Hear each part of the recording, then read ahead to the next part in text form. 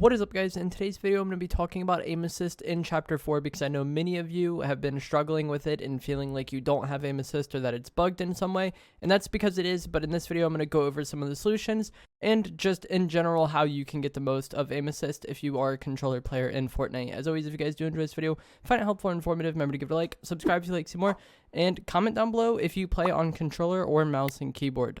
So the first thing we're going to talk about is the Chapter 4 specific problem that a lot of players have been running into that makes it feel like their aim assist is either non-existent or just incredibly inconsistent, and that comes down to the new reticle and damage feedback settings that they added. So if you go to your damage numbers and you have it on cumulative, which is the new default for Chapter 4, where when you shoot somebody it adds up the damage numbers for you, for whatever reason, this messes with aim assist. So for your reticle and damage feedback settings, you want to have damage numbers on list. This puts it back to the old way and doesn't mess with aim assist as much. And then on reticle damage feedback, you want to have this on off because this gets rid of some of the new settings that they added with reticles kind of like flashing and expanding as you shoot people.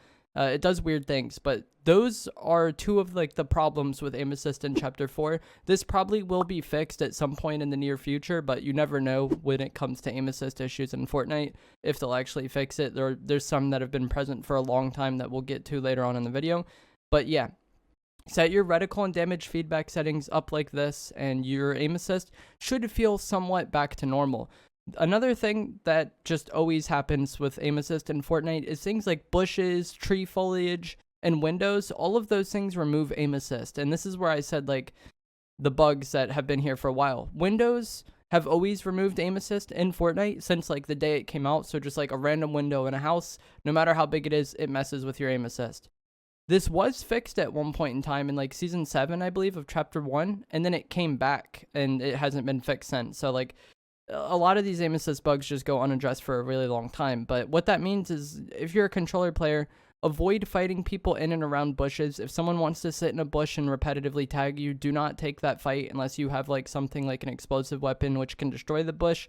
The shockwave hammer is really good for repositioning, so just don't take that fight. And then the same goes with like tree foliage, those like branches and like the leaves on the branches, or any fight around a window you don't want to take. If you're a controller player and there's a window between you and a keyboard player, that keyboard player has an advantage because you're not going to have aim assist. You want to play to avoid those situations as much as you can. Another thing that can improve your aim assist is strafing. So moving your character side to side kind of makes the aim assist work better. It like enables auto rotation, which will kind of like drag your crosshair for you sometimes. And this isn't a Fortnite specific thing. Every controller shooter, you get better aim assist if you're strafing. I know Call of Duty is like this, and I think Apex is like this as well. Although I haven't played Apex, I've just seen people talk about it. But I know for a fact Call of Duty and Fortnite, your aim assist is more consistent or stronger or stickier, or however you want to word it, if you are strafing. And this is really noticeable with the red eye assault rifle because in general, I don't think this weapon has very strong aim assist compared to like the red dot ARs we had in the past. So if you've just been standing still, you're getting less aim assist, and that makes it feel even worse because the gun by default has less aim assist already. So when you're using the red eye assault rifle, you want to be strafing side to side or at least moving in some way to enable your auto rotation to increase the strength of your aim assist. I know it sounds weird, but I promise that is a thing. And it's also much easier to make small adjustments by moving your character than it is just by trying to do everything with the right stick. So if you notice any good controller players in any shooter, they strafe aim a lot or left stick aim a lot by like moving their character to align their aim with what they're trying to do, especially at long range. It's much easier than making the small adjustment you need on the right stick if you use both sticks in combination. So not only are you going to get better aim assist by doing this, you're going to be harder to hit or more inconvenient to hit for your opponent.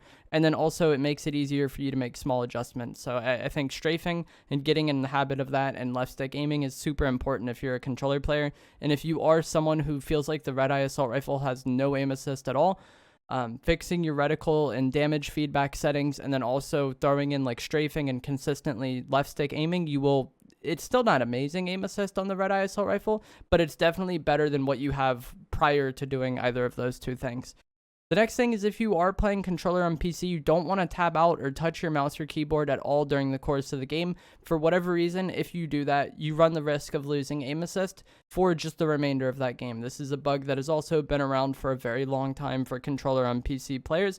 One workaround for it is if you do have to tab out or touch your mouse or keyboard for some reason during the course of a game, you want to go into your controller settings and then turn your aim assist strength down a little bit, confirm it, and then put it back to 100. So you can go down to 99, hit confirm, go back to 100, hit confirm again, and that should fix it. I say should because, Fortnite is a weird game sometimes when it comes to that sort of thing and just aim assist being consistent. The next thing is this was something that was added in Chapter 3, and that is if you're spraying too much and not hitting the opponents, aim assist will turn off for like a brief period of time until you stop spraying. And this isn't as noticeable because the SMGs this season kind of have low magazine count, or at least the twin mag SMG does.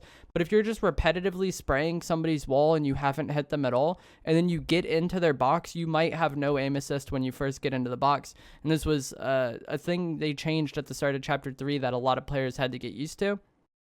But if you're mindlessly spraying, you run the risk of the game just turning your aim assist off for a brief period in time. It's not like you're going to lose it for like a long time, but it might be like a quarter of a second or so. If you stop spraying and then actually acquire target and start hitting, you'll be back to normal. But just keep in mind, if you're spraying way too much and not hitting any shots, and you're trying to get into somebody's box this way or exploit into somebody's box this way, you run the risk of not having aim assist when you get in at all. Really, the main way to play around this is to either switch to your shotgun as you get into the box and then try to reacquire target that way rather than just spraying the entire time, or try to have good crosshair placement and make sure you're tagging the opponent immediately when you like break through the wall. So you want to have good crosshair placement anyways. If you're spraying somebody's wall, you might as well be spraying at the point where they are, so maybe you get some shots through.